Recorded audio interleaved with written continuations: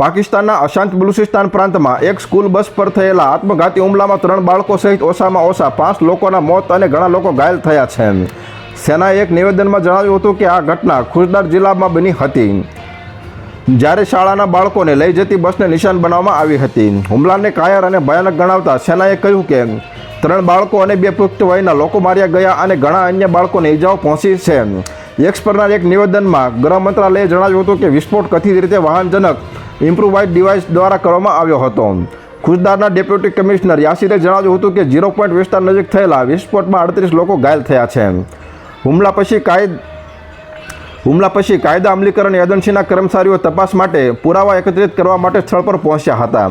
યાસીરે જણાવ્યું હતું કે પ્રાથમિક તારણો દર્શાવે છે કે હુમલો આત્મઘાતી વિસ્ફોટ હતો.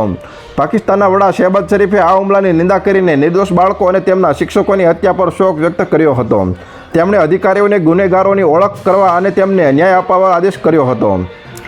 ભારતે બલુચિસ્તાનના સ્કૂલ બસ પર થયેલા બોમ્બ વિસ્ફોટમાં ભારતીય સંડોવણી અંગે પાકિસ્તાની સૈન્યના પાયાવિહોણા આરોપોને ફગાવતા કહ્યું હતું કે આતંકવાદના કેન્દ્ર તરીકે પ્રતિષ્ઠાને કારણે આવા દાવા કરવા પાડોશી દેશનો સ્વભાવ બની ગયો છે.